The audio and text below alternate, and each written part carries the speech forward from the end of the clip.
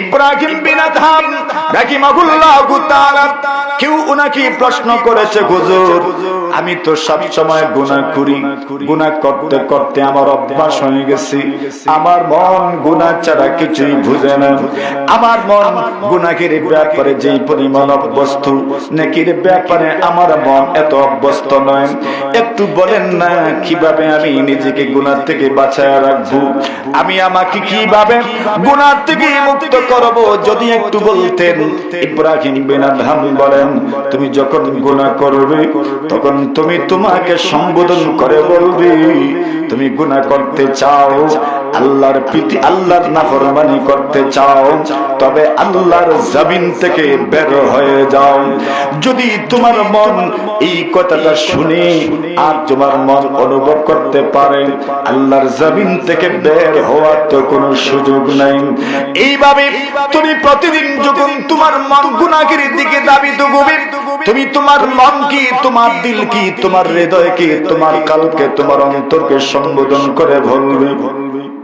একটা ঘর চতুর্দিকে দরজা বন্ধ, বন্ধ জানালা বন্ধ, আলো বাতাস কিভাবে ঢুকি, এই ঘরের ভিতরে আলো বাতাস কে রেখেছেন? বলেন বলেন। চতুর্দিকের দরজা বন্ধ, জানালা বন্ধ, কিন্তু এরপরে অক্সিজেন ঢুকে কে রাখলেন? আল্লাহ তাআলা যে অক্সিজেন তোমাকে দিয়েছেন, ওই অক্সিজেন তুমি নিচ্ছ আর গুনাহ করছো, আল্লাহর নাফরমানি করছো। তোমার মনকে তুমি বলবা, এরে মন আল্লাহর নাফরমানি করতে চাও, তবে আল্লাহ দেওয়া অক্সিজেন তুমি গ্রহণ করিও না। যেই সময় তুমি গুনাহ করতে চাইবে, ওই সময় তুমি তোমার নফসকে সম্বোধন করে বলবে, তোমার মনকে, তোমার দিলকে, তোমার হৃদয়কে, তোমার অন্তরকে সম্বোধন করে বলবে, এরে মন গুনাহ করতে চাও, তবে তুমি আল্লাহর দেওয়া রিজিক খায়া গুনাহ করবা।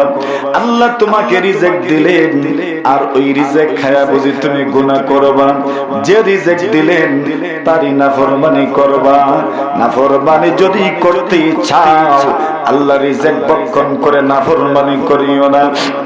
এইভাবেই তুমি যদি প্রতিদিন তোমাকে সম্বোধন করে এমন কথাগুলো বলো, আমি আশা করতে পারি মাস পেরোবে না, ইনশাআল্লাহ তুমিও আল্লাহর ওলিতে রূপান্তরিত হয়ে যাবে, ঠিক কিনা?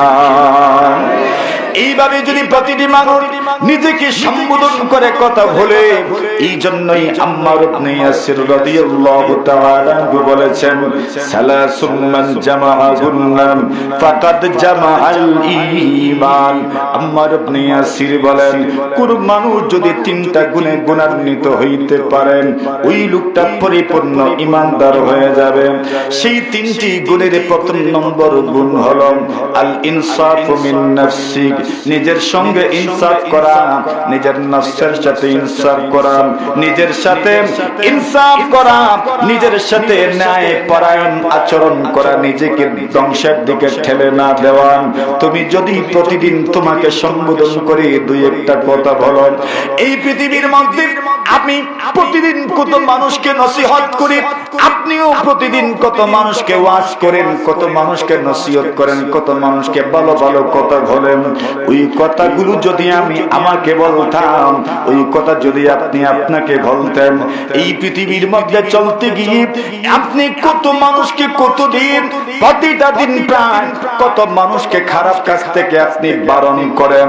যদি আপনি নিজেকেও এই ওয়াজটা করতেন, প্রত্যেকটা মানুষ কিন্তু আল্লাহর ওলি হয়ে যেত, ঠিক কিনা? সব মানুষ আল্লাহর ওলিতে রূপান্তরিত হয়ে যেত যদি প্রত্যেকেই নিজেকে ওয়াজ করত। কিন্তু ওয়াজের তো অভাব আমাদের। আমরা দেখেন না কত মানুষের দিকে এইভাবে ইঙ্গিত করে তাকে দোষী প্রমাণিত করতে চাই। আচ্ছা বলেন তো, তার দিকে আঙ্গুল কয়টা আর আমার দিকে? আচ্ছা এটা তো না, তিনটা তো অবশ্যই। একজনকে দোষী বললাম, সে দোষী, তার দিকে মাত্র এক আঙ্গুল, আমার একটা আঙ্গুল বলছে সে দোষী, আর আমার বাকি আঙ্গুলগুলো বলছে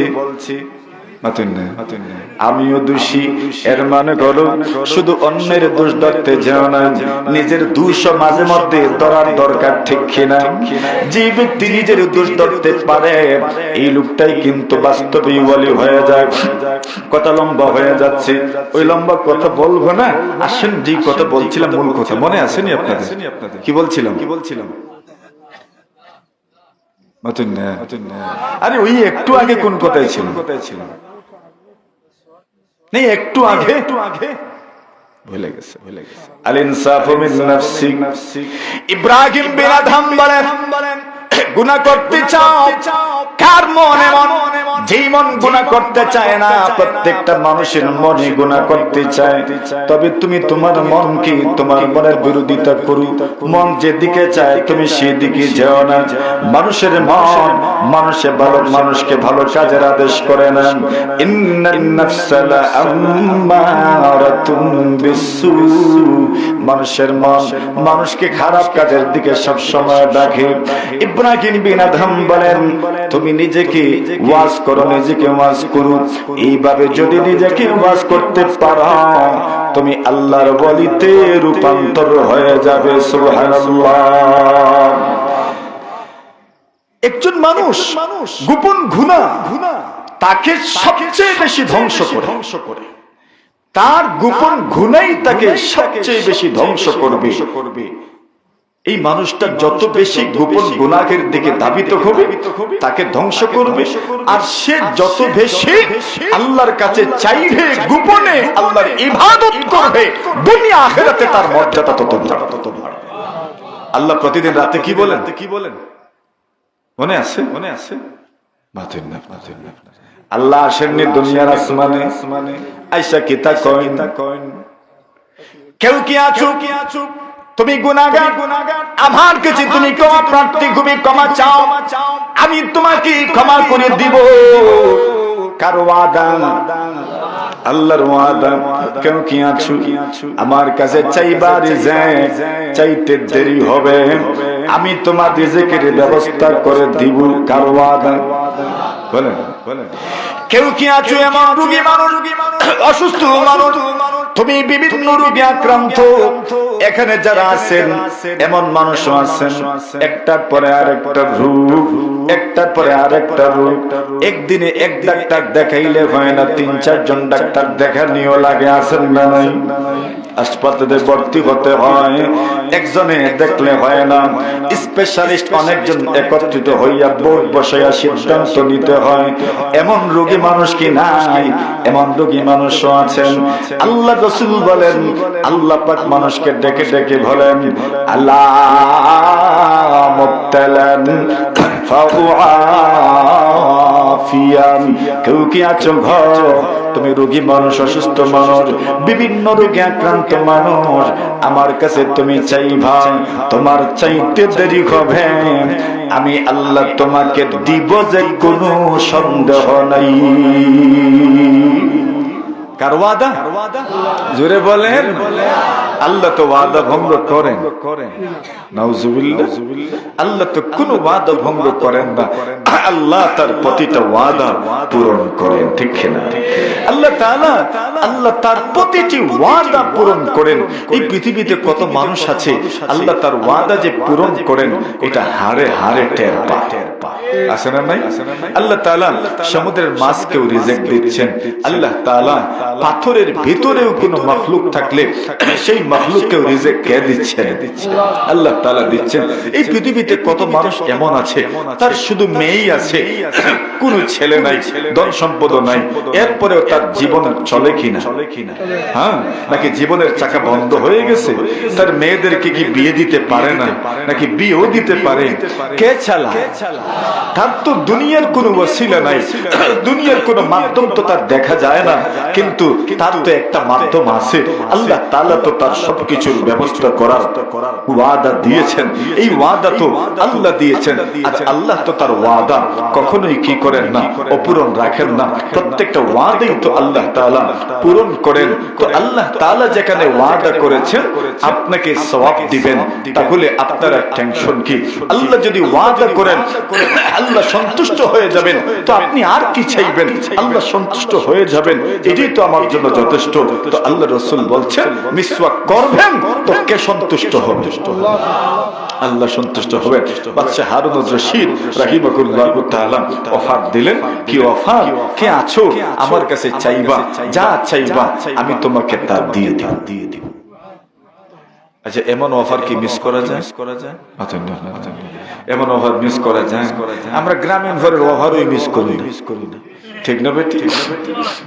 এমবির অফার, মিনিটের অফার নিজে মিস করি না, হোয়াটসঅ্যাপের মাধ্যমে অন্যদেরকেও মিস করতে দেই না।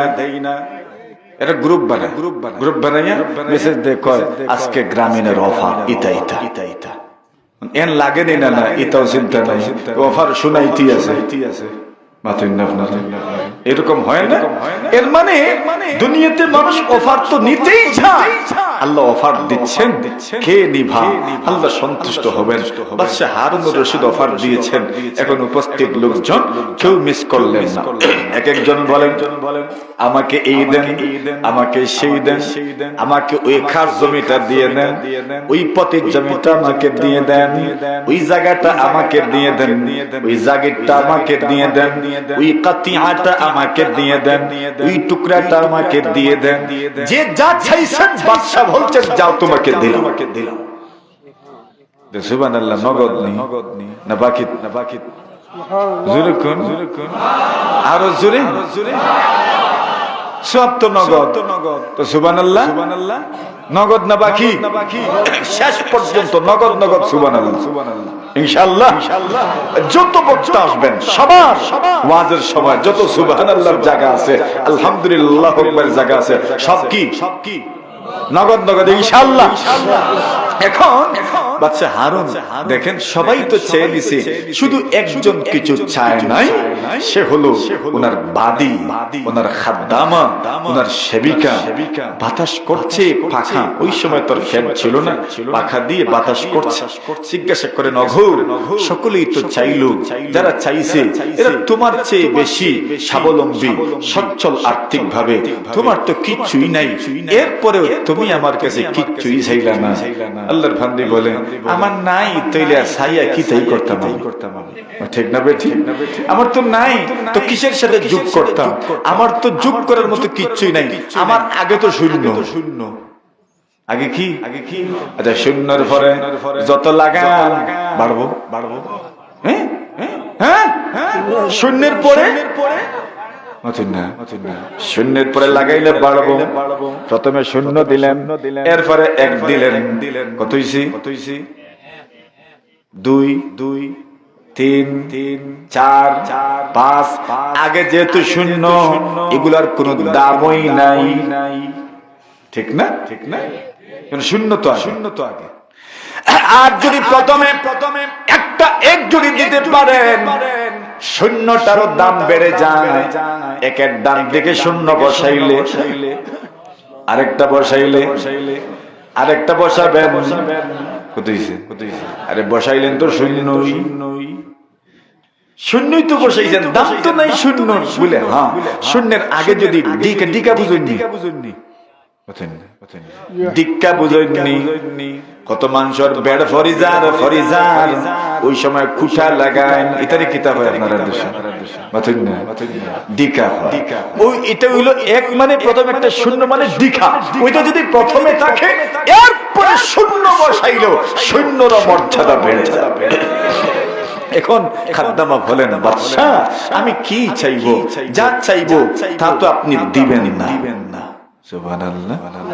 বাদশা বলেন আমি কত বড় অফার দিলাম, এত বড় বড় লোকজন আমার কাছে চাইছে, কত বড় বড় জিনিসই তো চাইলো, একজনকেই তো আমি কি করলাম না, নিরাশ করলাম না, সকলকেই দিলাম, আর তুমি বলছো আমি বুঝি দিব না? এটা একটা কথা হইল? আল্লাহর বান্দা বলেন আমার তো মনে হয় না আপনি দিবেন। বাদশা বলেন আরে চায়া তো দেখো, দিব তো অবশ্যই দিব। খাতিমা বলে বাদশা যা আমার তো বিশ্বাস হয় না, আপনি দিবেন বলে আমার মনে হয় না। বাদশা বলেন ওয়াদা দিলাম, আগের ওয়াদা তো ঠিক আছে, এইবার ওয়াদাটাকে আর একটু মজবুত করলাম, দিব যে কোনো সন্দেহ নাই। বাদশা বলেন আমি যা ওয়াদা করেছি যা চাইবে তুমি তা দিয়ে দিব। আল্লাহর বান্দী বলেন ভালো করে বুঝে শুনে ওয়াদা দেন। হাত দিলাম, সাক্ষী রাখেন, সাক্ষীও রাখলাম। এবার আল্লাহর বান্দী বলেন বাদশাহ আমি আপনার অফারের উপর ভিত্তি করে আমি বিচ্ছিন্ন কোন জিনিস চাই না, আমি স্বয়ং আপনি বাদশাকে চাই। জোরে বলে কি চায়? কত সালাক চিন্তা করছেন। বাদশা আমার হয়ে গেলে সবই তো আমার। এইবার বাদশা বলেন এটা কি একটু চাওয়া হলো? এমনিতে খাদিমা বলে বাদশা যাহা পড়া আগে বলেছি আপনি আপনার ওয়াদা পূরণ করবেন না, আমি যা চাইব আপনি তা দিবেন না। আপনার পেড়া পিড়িতেই চেয়েছি, আমি কিন্তু চাইতে চাই নাই, চাওয়ার কোনো ইচ্ছা আমার ছিল না। আপনি চাবার প্রতি উদ্বুদ্ধ করেছেন, এই জন্য চেয়েছি। এবার আপনি আমাকে লজ্জিত করতে পারবেন না। আপনি আমাকে বলেছেন যা চাইব দিবেন, আমি আপনাকে চেয়েছি, আপনি আমার হয়ে যান। বাদশা বলেন এমন অদ্ভুত চাওয়া তুমি কেন চাইলা? আল্লাহর বান্দী বলে বাদশা এই পর্যন্ত আপনার উজির নাজির, আপনার মত মন্ত্রী প্রতিমন্ত্রী কত মানুষের চাওয়া আমি শুনেছি, এরা যা চেয়েছে আপনি বলেছেন দিয়ে দিবেন। কিন্তু যদি একটু পরের দিন যদি আপনি আবার বলেন আমি যাকে যা দিয়েছি তা আমাকে ফেরত দাও, তবে আপনার কথা মতো ফেরত দিতে হবে কিনা? আপনি যদি আগামীকাল আবার সবকিছুই ফেরত নিয়ে যেতে চাও, যেমন ভাবে আপনাকে ফেরত দিতে এরা বাধ্য, আপনি চাইলেই আপনাকে ফেরত দিতে হবে। সুতরাং এমন কিছু চাইতে চাই না যে আবার ফেরত দিতে হয়। সুতরাং আপনি আমার হয়ে যাও, আপনি ফেরত নিলেও আমার, থাকলেও আমার। ঠিক না বেঠিক? আচ্ছা বলেন তো তার চাওয়া ঠিক আছে না নাই? তার চাওয়া ঠিক আছে। বান্দা কি চায় বলেন কি চায়? কি চায়? জন্নত দুজখ সে ইয়া রব क्या करो, जन्नत दोज़ख से या रब क्या करो, आरज़ू है हम तुझे देखा करो, आरज़ू है हम तुझे देखा करो। জান্নাত বাকি প্রয়োজনে আসবে, জাহান্নাম তো প্রয়োজনই নাই। জান্নাতই বাকি প্রয়োজনে আসবে। মিয়াজি বাড়ি, কর্মধাম, পৃথিবী পাশা, কুলাউড়া, কমলগঞ্জ সহ পুরা পৃথিবীর মুসলমানদের একটাই চাওয়া, মহান আল্লাহর সাথে যেন মুলাকাত হয়ে যায়। ঠিক কিনা? কার সাথে মুলাকাত? আল্লাহর সাথে মুলাকাত। আল্লাহর দিদার, এটাই তো মুমিনের সবচেয়ে বড় পাওয়া, সবচেয়ে বড় চাওয়া। মুমিন আল্লাহর দিদার নসিব করবে, এর চেয়ে বড় চাওয়া আর পাওয়া তার জন্য কি হতে পারে? তো আল্লাহ তার দিদার দিবেন, আল্লাহ তার সাক্ষাৎ দিবেন, আল্লাহ তার মুলাকাত দিবেন। এমন একটা নিউজ, এমন একটা সংবাদ কানে পৌঁছাচ্ছে, আনন্দদায়ক কোন সংবাদ আর হতে পারে না। ঠিক না? ওই সংবাদটাই আল্লাহ আমার তিলাওয়াতকে আয়াতের মধ্যে দিয়েছেন। ইয়া আইয়াতুহান নাফসুল মুতমাইন্না ইরজিই ইলা রাব্বিকি রাদিয়াতাম মারদিয়া ফাদখুলি ফি ইবাদি ওয়াদখুলি জান্নাতি। আল্লাহ বলেন ইয়া আইয়াতুহান নাফসুল মুতমাইন্না, মানুষের নফস, মানুষের মন, মানুষের আত্মা, এটার কয়েক ভাগ আছে, কয়েকটা প্রকার আছে। একটা আত্মা হলো, একটা নফস হলো নফসে মুতমাইন্না, ঈমানদারের আত্মা, ঈমানদারের রূহ, ঈমানদারের নফস, নফসে মুতমাইন্না। আল্লাহ বলেন এরা ঈমানদার, এরা ঈমানদার, এরা ঈমানদার। তোমার রূহকে সম্বোধন করে আল্লাহ বলেন, ইয়া আইয়াতুহান নাফসুল মুতমাইন্না, এরে ঈমানদারের রূহ, তুমি তোমার আল্লাহর দিকে খুশি খুশি তুমি আল্লাহর দিকে বের হও। সুবহানাল্লাহ। কার দিকে বের হবে? আল্লাহর দিকে। মুমিনের রূহ তো আল্লাহর কাছেই যাবে, মুমিনের রূহ তো আল্লাহর কাছেই যাবে। আল্লাহ বলছেন, তুমি নিজে খুশি থাকো আমার উপর, আমিও তোমার উপর খুশি। জোরে বলেন।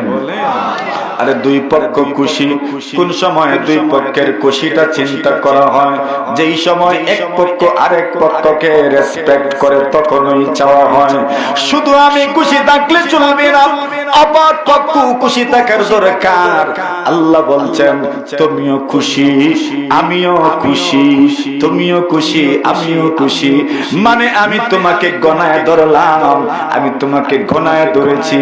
এই জন্য আমি আল্লাহ যেমন খুশি হতে চাই, আমি আল্লাহ চাই তুমিও আমি আল্লাহর উপর খুশি হয়ে যাও। সুবহানাল্লাহ।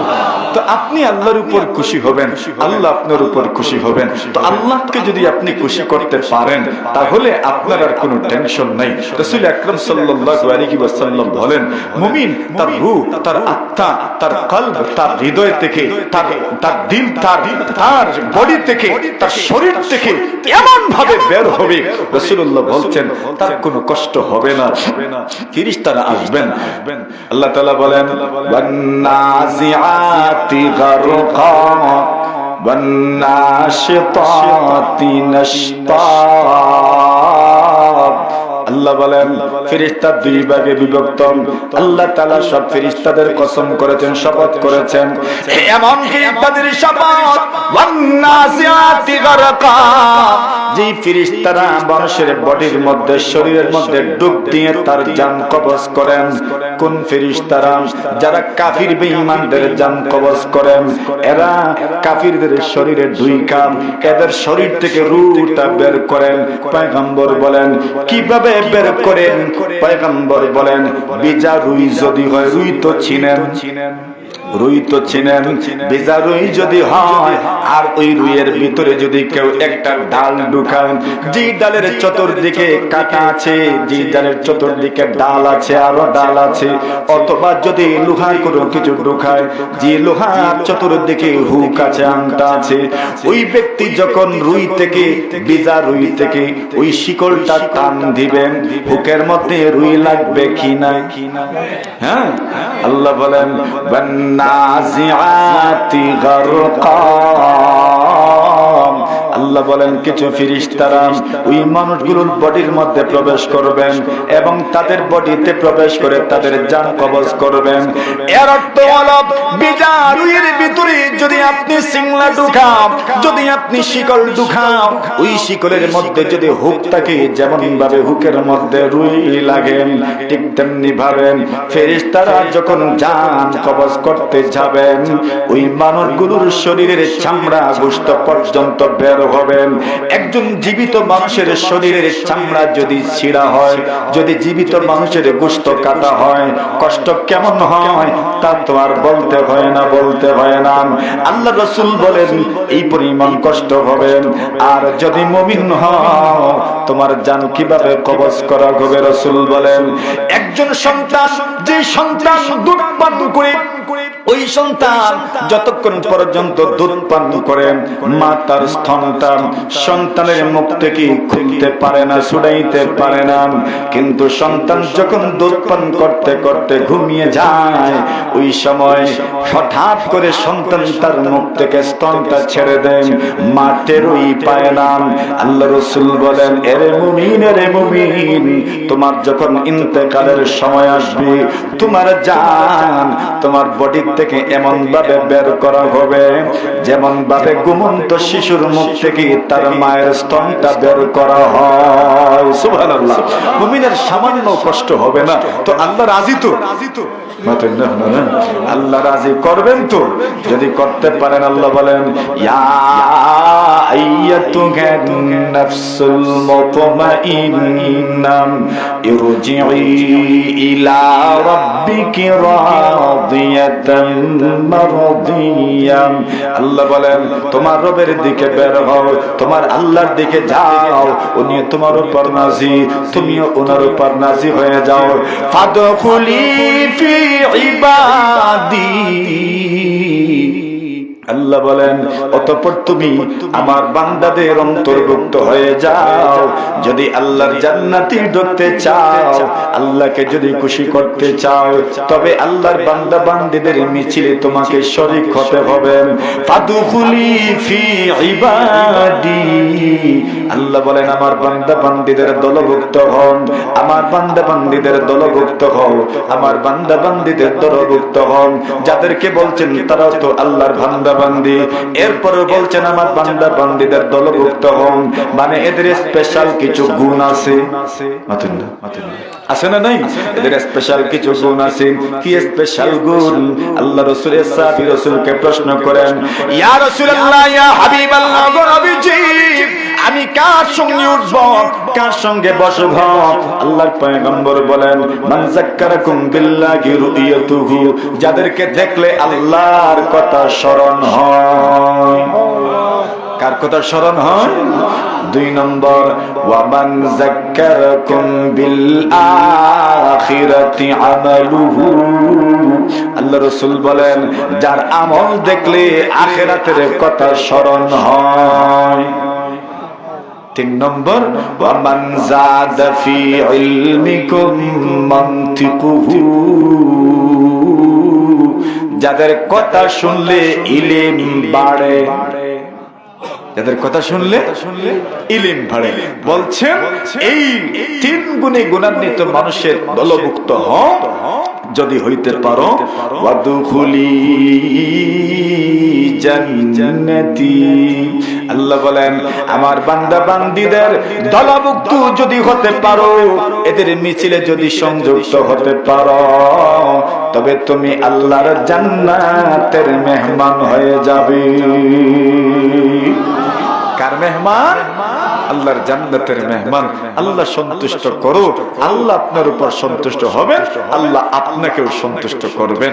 মিসওয়াক এমন এক আমল, যেই আমলে আল্লাহকে সন্তুষ্ট করা যায়। আল্লাহ যদি কারো উপর সন্তুষ্ট হন, আল্লাহ আপনাকে অসন্তুষ্ট রাখবেন না, আল্লাহ আপনাকে সন্তুষ্ট করবেন। আর কি চাই বলেন? আল্লাহ আমাকে সন্তুষ্ট করবেন। আর সাবারই কি আছে বলে আল্লাহ সন্তুষ্ট করবেন কিভাবে? বলে আল্লাহর সন্তুষ্ট হওয়ার অর্থ, আল্লাহর সন্তুষ্ট করার অর্থ হইল আল্লাহ যে আপনাকে সন্তুষ্ট করবেন, আমাকে সন্তুষ্ট করবেন, এর অর্থ হলো আল্লাহ আমাকে জান্নাত নসিব করুন। আল্লাহ তাআলা তৌফিক দান করুন, আমিন বলেন, জোরে বলেন আমিন।